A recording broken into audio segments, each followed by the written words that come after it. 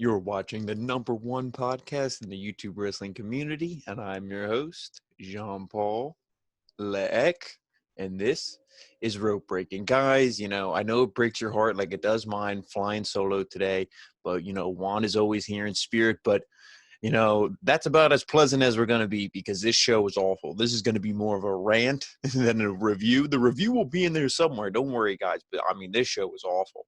For the go-home show for Monday Night Raw. Maybe with such an awful go-home show, the pay-per-view will actually be decent because I know SmackDown's going to suck. I can already tell that, NXT and maybe AEW will probably be the saving grace this week for wrestling because the two main roster shows, they just have that smell of awfulness, that just stink of shit. And that's, what do we always say?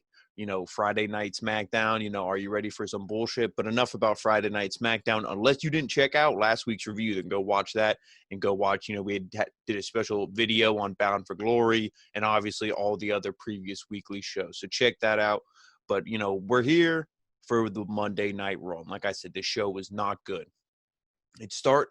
Every segment had at least one thing that was decent, but it either the beginning of it was awful, the ending of it was awful, or just the presentation of it wasn't good. But, let's just get right in with the review because it doesn't get any better from here. So the show started off with Retribution. They come out and they're not wearing the ski masks anymore, which is a complete, flop, in my opinion. It should have been ski masks to unmask, and then we see who they are. They look like Bane rejects or like Power Ranger villains. It was awful. But they come out, and this is Dijakovic speaking. It's pretty much, they've all been confirmed like we've been reporting on the channel. It's Mia Yim, Mercedes Martinez, Shane Thorne, Dio Madden, and Dominic Dijakovic. So Dijakovic is like the ringleader, and he's, pretty much saying that the five of them are signed to WWE so they can wreak havoc whenever they want, and that they're going to, do what they want because they feel that everybody who signed, all these wrestlers, they're entitled. They just come here to collect their paycheck. He pretty much called them whores, which he said on TV, which I'm sure was supposed to be like which again, it would have been cool if they would have been presented looking like idiots. So, they pretty much just keep running down the WWE roster and they're like, Retribution, blah, blah, blah. So then the Hurt Business comes down. And, it's the same thing we saw last week. They come out with the suits and then they get in the ring and then, they roll out. Retribution is like, screw this. And then, of course, MVP is like, oh, you guys don't want to mess with, real tough guys when we come down to the ring because, you'll get your ass kicked. Bobby Lashley pretty much says the same thing. He's like, yeah, we would stretch you guys and look good doing it. And they're pretty much just jaw-jacking, saying how the Hurt Business would kick their ass. And it's like, well, no offense, but two of them are women. Are you going to beat up women? I know you're the Hurt Business, but come on, really? So then, of course, you got like the rest of the Retribution goons that are still in the black hoodies and I'm not part of Retribution, don't worry. But, they all jump in. They start beating them up. And then, so they get the advantage. So then Retribution stands tall. But then after that, we get the Mysterio family. And like I said, for this segment, because you're thinking, oh, well, what was good, what was bad? If you couldn't already tell, the mask, the Power Ranger face mask, I guess they're following protocol wearing these masks. They just like cover here, but you can clearly tell who they all are, especially the two women. Dio Madden, you can tell by the dreads, and he's 6 foot tall or like 6.5 foot tall black guy with dreads. You can clearly tell who he is. And then, the Shane Thorne, he was the only one who's a little bit of a mystery. He's like kind of like Evolution. He has the mask on, and you're like, who the, you can like his was almost like a hockey mask. You couldn't really tell who it was, but like we said, the reports are out there. So then we get the Mysterio family. They're interviewed backstage with Sarah Schreiber. She's pretty much saying, your son tonight has he's in a match with Humberto Carrillo or with Humberto, and it's like a triple threat tag team match to determine the #1 contenders. And he's pretty much like, Sarah, I started my career as a tag team, specialist, tag team champion. So this is a great for my son. Humberto, is a talented wrestler. I think the two of them, can win this thing and hopefully win the gold that I'm going to be pulling for him. And he's like, I know he'll make whatever happens, he'll make the Mysterio family proud. So then we get right to this match. And of course, this match would have been good, but it was short and the Street Profits were on commentary. So that pretty much killed the whole thing. Some good spots in this because okay, if you don't know the match, let me go through it. Andrade, Angel Garza, Seth Rollins and Buddy Murphy, Dominic Mysterio, and Humberto Carrillo. So, like I said, triple threat tag team match to determine the number one contender. Because instead of doing the unification of the titles, like we said, because that you kind of have a little bit of a feud built up, let's just pick a feud out of nowhere, and so because none of these teams honestly deserve this shot. So, but that just is because they have no tag teams on Monday Night Raw. But I mean, this match wasn't bad. Rollins really didn't do anything in it. It was mostly Murphy and Garza and Andrade, and then Humberto and Mysterio. So Dominic and Humberto hit dives onto the heel Andrade and Garza. So that was legit. Humberto went through the ropes, and Dominic went off the top. So I mean, that was a cool spot. But like Rollins, he never really tagged in for Murphy. Murphy was kind of just in there the whole time by himself. And, he fought back against Andrade. But, with the two baby faces, they were taken out on the outside. Eventually it was wing clipper by Garza and done. Andrade stood there, made sure nobody broke up the pin. And, because Rollins just walked away, Murphy was ready to tag him. And Rollins is like, dude, I got other stuff I got to worry about tonight. I got something on my mind. I have my own segment that's complete bullshit later on, so I can't be in two bullshit segments. I can't lower my name that much. So he left. Murphy ate the pin, and we're seeing the rematch with Garza and Andrade. And like Juan and I were saying, if you do not put the belts on these guys now, you might as well just fire Andrade and send Garza back to NXT, because these guys aren't on the main roster are dead. You took away Zelena Vega. It's like, okay, that's a little bit of character development. It's a little bit of something new. You're pushing Zelena in the singles, in the women's division. So, let's see what they do with Andrade and Garza. If they don't win here, like I said, done. But then we see Shane McMahon in the next segment. He comes out for Raw Underground. He's talking to his bodyguard, and he's like, hey, I'm going to the KO show. And he's like, hey, you want me to go with you? You and KO have some history. He's like, no, that's water under the bridge, man. We're good. Stay here, watch the door. He's like, you sure? He's like, yeah, you got to get Raw Underground ready for tonight. We have a big match. Baba Kato, going against Braun Strowman. So he's like, oh, okay, legit. So I like that. At least the bodyguard's actually getting in some voice, time and talking, getting a little bit of character. So then we see Retribution again backstage, and Dijakovic says the Hurt Business takes WWE's money to buy their suits, and they've asked for this opportunity tonight out of greed, and they will have a match, and they will pay in retribution. So now it's like, okay, we're going to get a match. And pretty much from the first segment on, anytime Retribution pops up or anytime there's just a lull in the action of whatever match is going on, commentary's like, I can't believe they've been signed to WWE contracts. They can do whatever they want. How can they do whatever they want? If you're under contract, there has to be some rules. Like, oh, you just beat up anybody you want. You can't just attack people. Like, what are they going to do? Bring in, like I said, the chainsaws? Like, oh, you're under contract, so that's fine. Just chainsaw or ring in half. Who cares? I mean, it just makes zero sense. It's all, for the little pea brains or the children who are watching it that really can't comprehend the logic and common sense, like that this doesn't make any. So, then we see Kevin Owens. He's in the ring. He's getting ready for the show. And he's pretty much like, yeah, I was attacked by Captain Hot Topic last week. It was bullshit. I hate him. He looks like Big Boss from Metal Gear Solid. It's so stupid. But then, Shane McMahon comes out. Here comes the money. So Juan popped. I popped. It's like, okay, despite what you say, Shane McMahon behind the scenes, he's legit. Raw Underground might not be your cup of tea, but I feel if he had 100% free reign to present it the way he wanted to, it would be a little bit better. So he comes out and he's pretty much like, yeah, I can't believe I'm on this show. Kind of like the same thing. Like, he was saying to the bodyguard, like, we have some history, but it's all good. He's like, Kevin Owens, I know you have your agenda. I know I'm probably out here for a specific reason, but and KO kind of just like, well, hey, like, you have your agenda too, because you're a promoter. So let's hear what you're trying to promote. And he's like, oh, yeah, the fight with Baba Kato, Braun Strowman, this and that. So then pretty much Baba Kato comes out. And then this is when Shane kind of gets a little digs in at Kevin. He's like, yeah, you remember him 2 weeks ago when he kicked your ass, in Raw Underground and, all this stuff. So then, Kevin Owens, that kind of rubs him the wrong way. So he gets in Bobby Cato's face. He's like, hey, remember, you're the new guy here. You're going to eventually learn how things work. Raw Underground is completely different than up here. So, you'll eventually learn. But until then, and he just slaps him across the face. And it's like, oh, shit.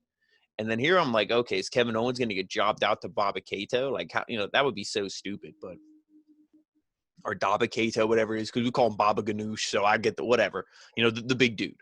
So they, he slaps him in the face, and then you're like, oh, okay, but Shane McMahon's like, no, just worry about Braun Strowman. And then Kevin Owens like, well, speaking of Braun Strowman, let me introduce my next guest. So then Braun Strowman comes out. They keep staring at each other. Tonight must have been the night of let's just say the same thing over and over, because this was the first of many times Braun Strowman said, I'm going to send someone home with a pocket full of teeth. The first time he said that last week, I was like, oh, that's legit. That's a badass. I might use that someday. But then, then when he said it 4, 5, 6, 7 times tonight, I'm like, okay, dude, it's like, get these hands. It was okay the first time, but then after that, you killed it. So he comes out, and then Shane McMahon's like, whoa, no, save it for Underground. Don't fight him. Save it for Underground. But then Aleister Black comes down, crotches Kevin Owens on the ring post 3 times, pretty much beats him up. Commentary no sells that. Everybody's just focused on Baba Keita and Braun Strowman, and it's like, oh, okay, so, do I care? No, because this thing with Kato and Braun Strowman, is going to be one night. Maybe they'll stretch it out, but there's no build. There's no title. It's Raw Underground. Nobody cares. Braun Strowman, the last thing you remember him is, he lost the Universal title, and now he's in Raw Underground. You essentially went from the top to the bottom, But, and this thing with Kevin Owens, they say they're not pushing Aleister Black, so I don't know why you keep doing this feud. I mean, I hope it's, something, but I feel like it's just going to end stunner and done. And then Aleister Black is going to be like, so, and Kevin Owens is going to win. So I don't know. I don't have any faith from any of these 2 feuds coming out of it, but we'll see. But then we get Drew McIntyre. He's stopped by Charlie Caruso backstage. She's like, hey, Drew, are you worried about facing Keith Lee? And he's like, you know what? Keith Lee and I, we had this heated fight last week. Things are getting really tense. But, it's because it's for the WWE Championship. We're cool. We're friends. I'm sure, after this is all over, we're going to go out for some drinks and we're going to laugh. But you know what, Keith? I'm going to be buying the drinks because I'm going to be kicking your ass tonight. So then he goes out there. And then we see Retribution again. They're beating up Titus O'Neil, Humberto Carrillo. And then, they're pretty much just like, we're sick of this. We're going to be the judge, the jury, the executioner. I thought this was The Undertaker. But, it was still just Dijakovic.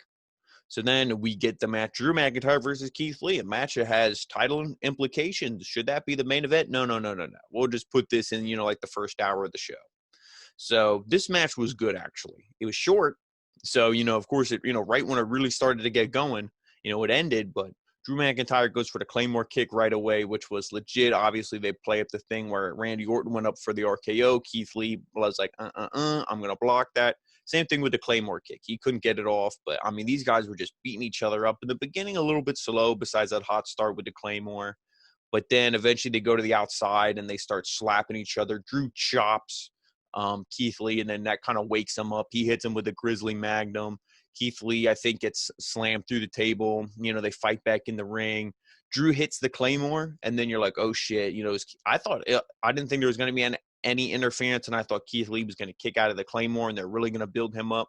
But as soon as he, hit the Claymore, boom, Randy Orton hits the ring with a chair. He takes out Drew. He takes the chair and starts jamming it in that broken draw. Drew is screaming, and, this thing pretty much ends, obviously, DQ. So I guess the winner would be Drew McIntyre. So technically, Keith Lee doesn't get the title opportunity, and Randy Orton's also not hurt. But I'm hoping that they play this up, change it, make it a triple threat. Nothing was announced. Maybe they can announce something on SmackDown. Who knows? But that's what I hope they do for this match. But the promo that was cut afterwards by Randy Orton was good. He also hits Keith Lee with a punt. Keith Lee kind of, he sold that better than Shawn Michaels, so that's good. But Randy Orton, he's like, hey, everybody was counting me out. I don't even know why we're having this match. Who do you think I am? My 20-year pedigree speaks for itself. And, when Drew hit me with them Claymore kicks and I was put in that very ambulance you see behind me a couple weeks ago, the only thing I was in so much pain, but I thought this is what it must be like to be on the end, of an attack by the Legend Killer. He's like, and that made me smile, and not the pain, but, it made me smile because I knew what it's going to take to be WWE champion. And, I know I have that for my 14th WWE championship. So at Clash of Champions, the ambulance match, I'm going to win, pretty much just hyping it up. Good stuff here from Randy Orton. Like I said, they got to make this a triple threat at the pay-per-view. I think that would be the most legit match. To me, having be an ambulance gimmick still kind of kills it for me. I'd be fine. It was just a no rules, triple threat, no holds barred. But I mean, the ambulance stipulation, I guess, isn't that bad. All you got to do is knock the guy out, throw him in there. So it's not too much of a gimmick, I guess, but we'll see. So then the next segment, we get Sarah Schreiber. She's backstage with Asuka, and she's like, hey, so who is your biggest threat? Because we have a match coming up between Zelena Vega and Mickie James. And before Asuka can really say anything, or she speaks in Japanese, so she might as well have not said anything. Then, Billie Kay comes out. And Billie Kay is like awkward. She's like, I don't even remember what she said because it was so like, what? And then Peyton Royce, I think she said something about like, oh, you're so willing to fight anybody. How about you fight me? Because last week you gave Zelena Vega a shot. And then Peyton Royce comes up and she's like, oh, well, how about me? And then, of course, Billy's like, so. And then Asuka's like, are you two even friends? Like, what's going on? They're like, yeah, we're friends just because we're doing the singles thing. We're still friends. Like, it's legit. And then, it was just kind of like, oh, okay. So then Asuka's like, nobody's ready for her. But, tonight she's ready for Peyton. Because then Peyton was kind of like, oh, well, I want a match. And Billy was kind of like, just. So I hope they play something up there. I don't like how when they had the match, and it was like loser, whatever. Like they weren't a team anymore. And then they had the match and they hugged and they were friends afterwards. I think you really could have played up the angle. Not copied like Mandy Rose and Sonya Deville, but you could have played up a little bit some sort of an angle instead of just making like Billie Kay her friend, who just kind of stands at ringside. But whatever. So then we get Zelena Vega versus Mickie James. This match, again, I thought was really short. I don't know why. Maybe it's because they had 37 million segments on Monday Night Raw tonight, but every match was really short. Not that I thought this match would have been a barn burner, something I would have went and back and watched again, especially with the outcome. You fucked up with Mickie James. I guess she sold that injury so well is what they were reporting, that the ref thought she was done, but, she just sold it so well. She wasn't concussed or anything. At least that's what the reports that I read. So I'm like, okay, they'll do themselves right. She'll have this match. And because obviously she wasn't going to beat Asuka for the title. But it's like, okay, maybe get a rematch at Clash of Champions, have a legit match instead of a Monday Night Raw bullshit match. And then, actually, Mickie James, hey, I didn't win, but at least I look good. She cut a promo. This is my last title opportunity, blah, blah, blah, this and that. Pretty much same promos before. Then loses to Zelena Vega. I mean, she gets thrown to the outside, takes a pretty big bump, and then gets hit with what's Zelena? A backstabber. You're like, oh, okay. I mean, Zelena, this is the first we're seeing of her, and it's like, okay, she beats Mickie James. It's like maybe if we would have saw her beat people like Sarah Logan, oh wait, you cut her. Like, oh no, any of these other women, people. But that's the thing, they have no roster. It's like, oh okay, we only have the main event women, and we have no undercard women because they're all, we cut them all because we act like we need money. But we just built this Thunderdome for millions and millions of dollars. So hey, who the hell knows? So like I said, Zelena Vega wins. To me, that was bullshit. I mean, it's cool to push new people, but Zelena's going to lose. And this match is actually speaking of that on the pre-show. And I saw a bunch of people bitching on Twitter, why is this on the pre-show? This is so bullshit. I agree for Asuka's side, but if I'm booking this entire show with all the matches and I can't take any of them off the card, this is probably going on the pre-show because does anybody care about this feud? I mean, it's Zelena Vega. There's not going to be interference. At least with Bayley and Nikki Cross, there'll probably be Alexa Bliss, under control with The Fiend. So that's at least interesting. Zelena Vega, she's not going to win. This is her first, major match in her singles run. She's not going to beat Asuka. Like, are you kidding me? So clearly this is going to be on the pre-show because that's where it belongs. So then we go backstage and Retribution, they're brawling with the Hurt Business again. It seems MVP, they jumped them. Pretty much just the goons. It's not like the main guys. They're beating them up. And MVP shouts in the camera. He's like, Retribution, you asked for this. And then, we get a video with Bianca Belair hyping her up. Because they're pretty much just, with the whole Retribution thing, just trying to hype up the main event, which will be, I think it was, a 6-man tag between, because Cedric Alexander had a match. So I believe it was Shelton, MVP, and Bobby Lashley versus, the 3 men on Retribution of the main 5. So then we get a video hyping Bianca Belair working out, training. She's pretty much outdoing this little scrawny guy who's like, so she's, outdoing him, push-ups and everything, flipping the giant tractor tire. Like, get out of here, dude. You're a loser. So that's cool. This is the vignettes we want to see. I know they debuted her. It kind of flopped. She didn't really do anything. But now this is good. Build her up, because she would be one. If somebody's going to beat Asuka, if you want to build up a legitimate woman on Monday Night Raw, there it is, Bianca Belair. So then we get a segment which went on pretty long. You know, this was longer than some of the matches. At least that's how it felt. But it was R-Truth. You know, he was going down to the beach. He's like, oh, me, little Jimmy, and my baby, we're going to enjoy a day on the beach. You see Tozawa and the ninjas. They're like, oh, let's wait here for him. The tide comes in, washes him away. You know, he's like, oh, I got to get my baby back. You know, then it washes back up his baby, you know, the 24/7 championship. And Tozawa's just ninja outfit. So I guess he's out at sea naked somewhere. Who knows? Maybe he'll show up on Monday Night Raw in a diaper and he'll have a sumo gimmick. You know, you went from ninja to sumo. Who the hell knows? But you know, 24/7, you know, R-Truth made me laugh once or twice during this. I got to give that to him. He's at least funny. But, you know, can these segments, like I say, can these please just stay on YouTube? Create a whole YouTube playlist. So anybody who, you know, whacks to this can just watch that, but keep it off this, you know, the program that should be presented in a more serious manner. So then we get MVP. He comes out with Cedric Alexander, and they say tonight Retribution will be in a 6-man tag match. There we go, official announcement. And they say they will learn firsthand why they are called the Hurt Business. And he's like, they can call themselves judge, jury, and executioner if they want, but make no mistake about it, the Hurt Business will be the executioners. And then Cedric agrees and says that they always get revenge, which is what it's about, which is what he's about to do to Apollo, because he doesn't care about him or his damn kids. It's just Heath Slater or Apollo Crews. So Crews comes out with Ricochet. They pretty much cut the same promo they cut last week or whenever that was, when they're like, we don't care why you turned against us, but we're going to kick your ass. Yeah, you said that already. Can you say something a little different? So then he's like, but then he finally says something legit, and he's like, Bobby Lashley, don't think I forgot about you, because that's what the whole feud should be about, the title, the belt. It shouldn't be about your friends. Friends come and go. Believe me, that's not just wrestling. That's real life. The only thing you should care about is the gold, the money. So he's like, you know, come Sunday, I'm getting that title back. So then we get Cedric Alexander with MVP versus Apollo Crews with the Ricochet. Obviously not a tag match. They were just out at ringside. This match was pretty good, though. Obviously, Cedric Alexander, Apollo Crews, you know, two fantastic wrestlers, hella athletes. You could build a company around these two guys if you really pushed them correctly. Both of them, like I said, can do things, especially Apollo Crews. I think he said he's 230, 240. The stuff that he does, it's almost like Keith Lee at 340. It's like you can't believe he's doing it. You know, Michinoku drivers from Cedric, you know, tons of good stuff here. But pretty much Cedric, you know, this thing, he goes to the outside and then he gets an MVP and Ricochet's face, and he's like, you know, pretty much like, you know, just kind of giving him the mean look, getting up in his face. And then then Apollo Crews, you know, when he goes back in the ring, Apollo Crews just rolls him right up, 1, 2, 3. Surprises him because, you know, Ricochet gets called to distraction, you could say a little bit. Then MVP, you know, they come down and they pretty much beat them up. You know, the rest of the Hurt Business, it ends in a brawl.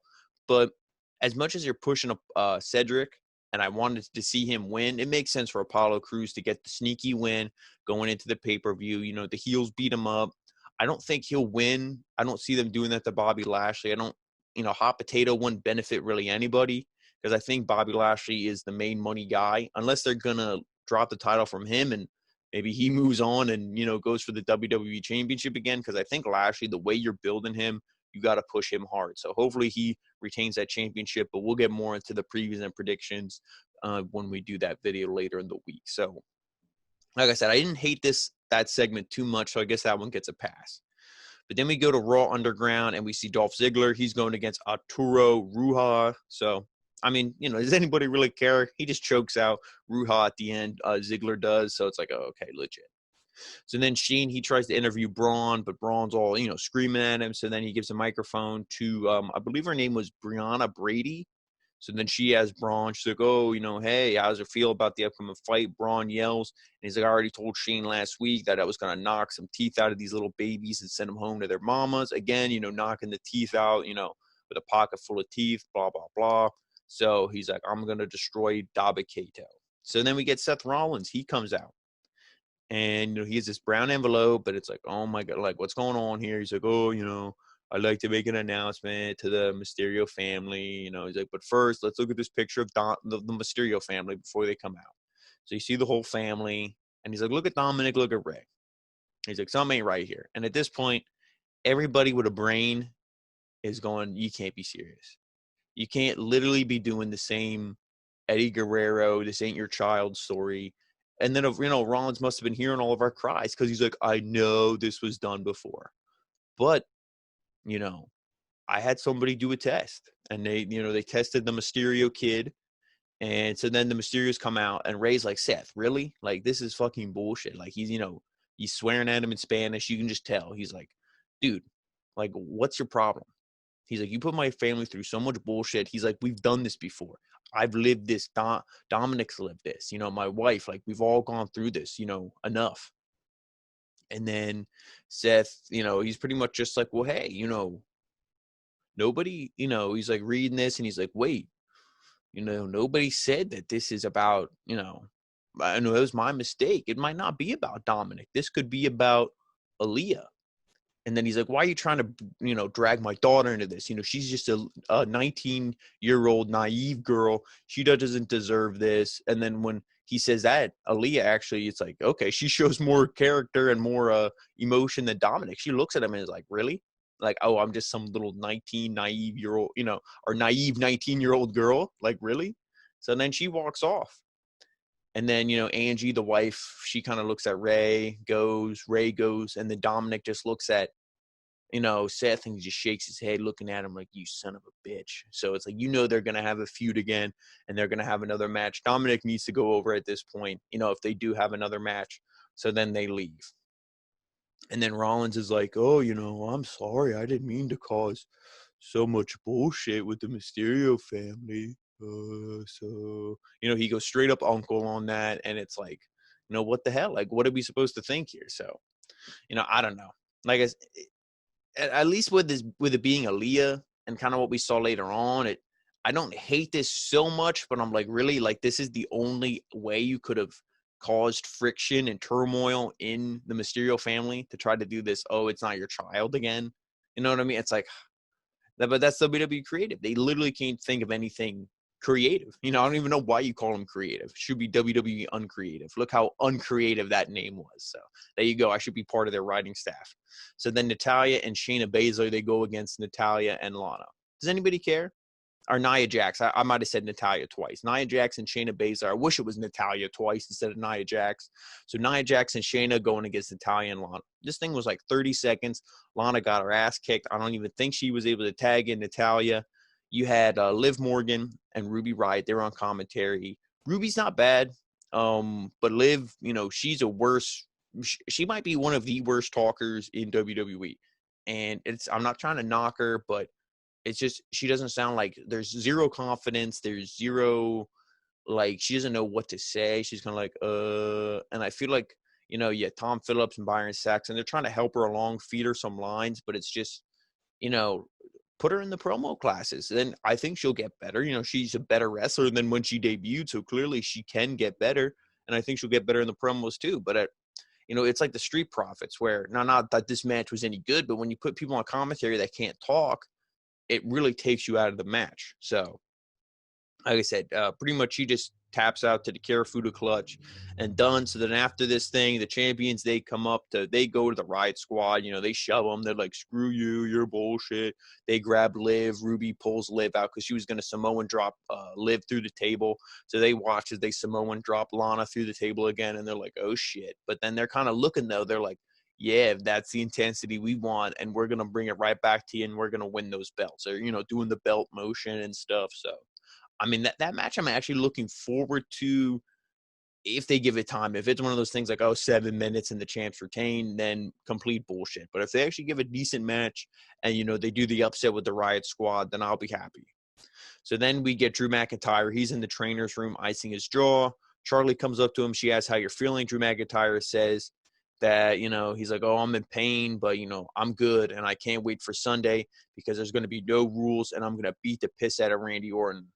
And as for tonight, he's like, I'm going to be looking for a fight. So he gets up and he leaves. I think somebody tried to stop him, and you just hear him yell. He's like, his Drew McIntyre, he's legit.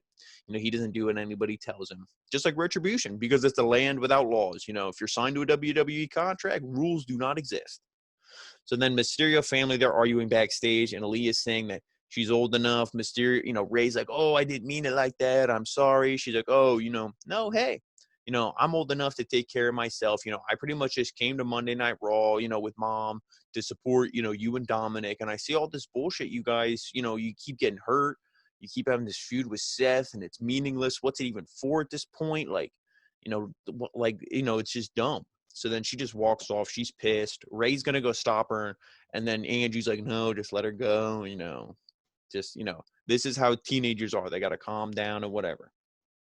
So then Raw Underground, we see Riddick Moss. He's fighting Eric from the Viking Raiders. You see how much they care about this guy when they don't have, the Pussy Slayer Ivar with him, because Eric gets his ass kicked, and, that's pretty much it. So then that Brianna Brady, she interviews Dabba-Kato, or tries to, and he just, yells at her, gives her this look, Hey, so then Shane McMahon's like, I'll handle this one. And he's like, Dabba, he's like, hey, what's going on tonight? How you feeling before your match? He's like, talk is cheap. And then, tonight, I'm pretty much going to kick his ass. He yells, blah, blah, blah. Not a very intelligent promo, just talk is cheap. Blah, blah, blah, blah. It's like, okay, whatever. Nobody cares about this match anyway, so let's just move on. Then we get Asuka versus Peyton Royce with Billie Kay in her corner.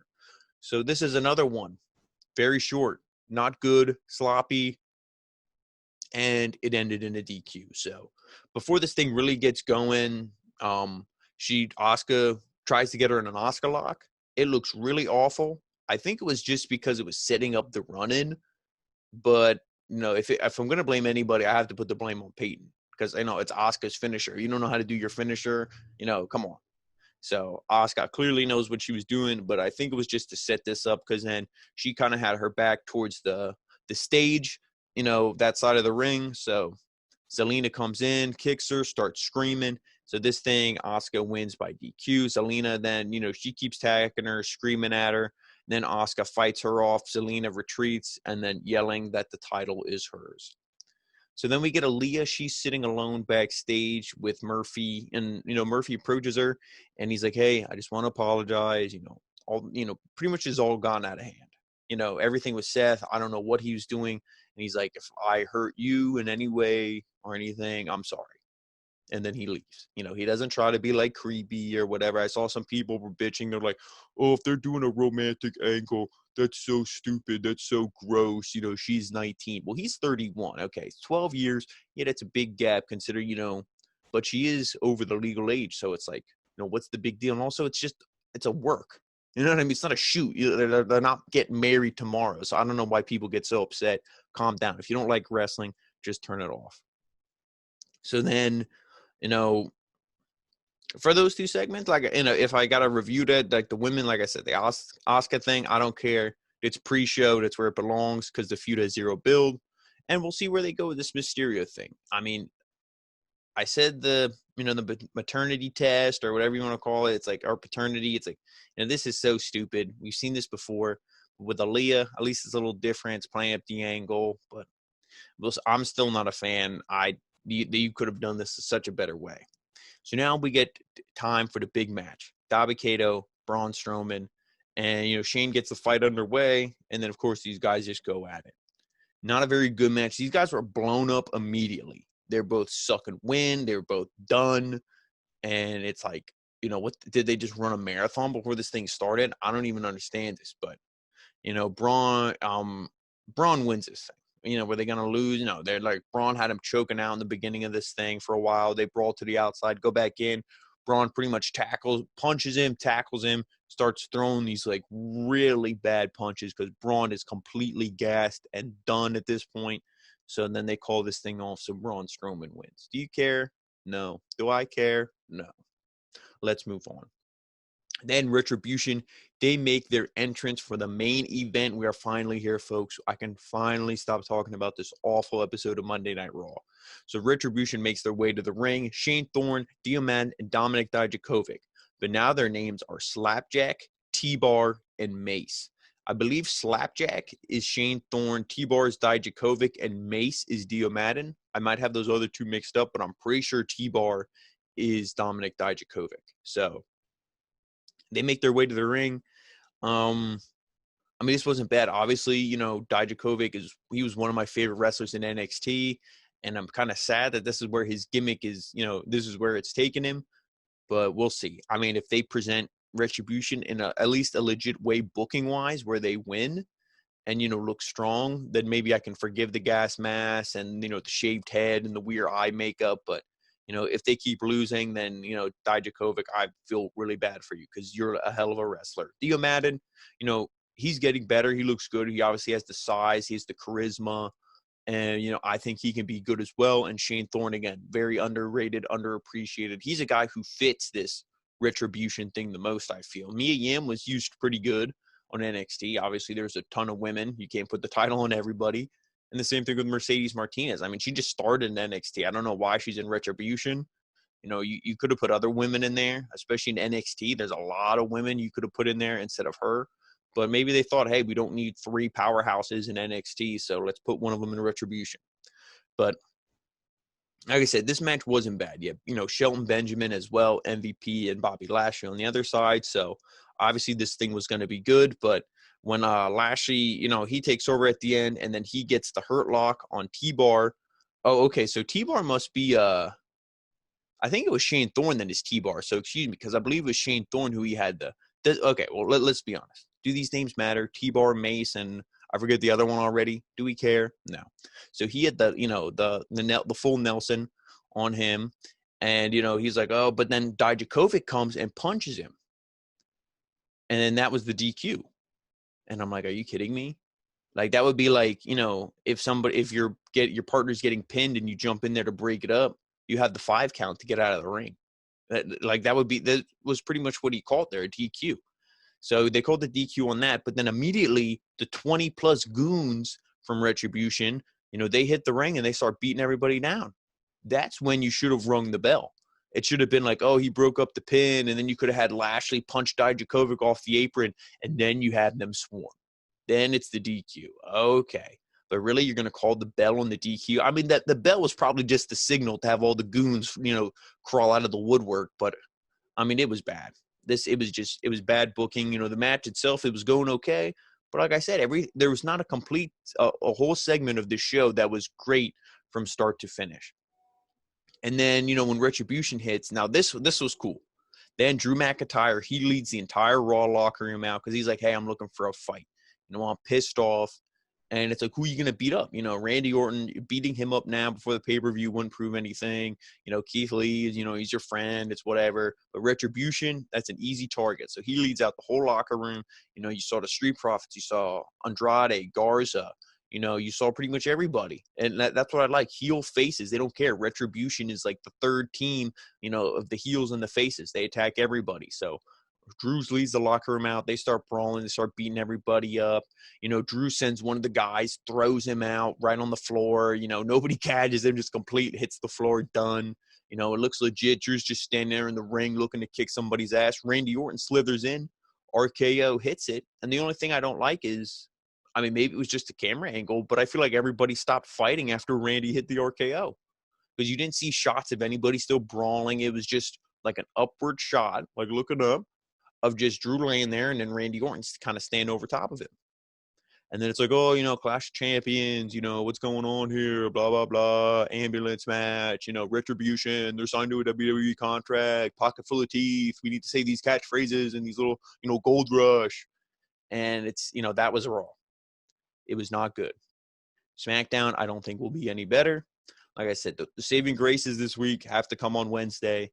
And Tuesday, Impact, legit, check out our Bound for Glory review. But this was the go-home show. It wasn't good at all. It didn't get me more excited for the pay-per-view. We got some confirmed matches, which, are pretty much all letdowns. I wanted to see Mickie James. We're not getting that. I wanted to see, anybody besides, Garza and Andrade, because we've seen that match 100 times, and I don't think they're putting the belts on them. So I don't want to see that.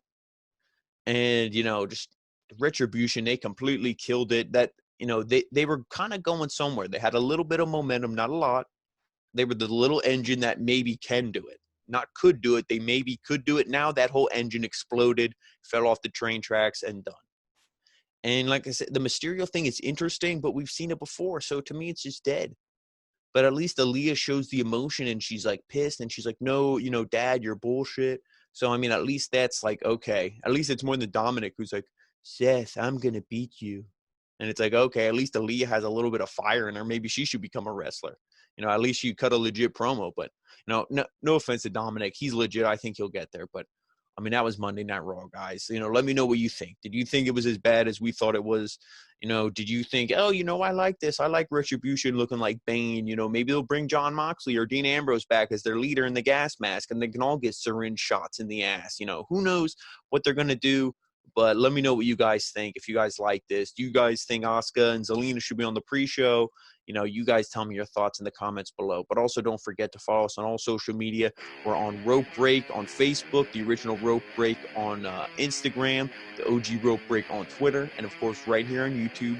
We're the best podcast in the YouTube wrestling community, the original Ropebreak. So guys, thank you so much for watching.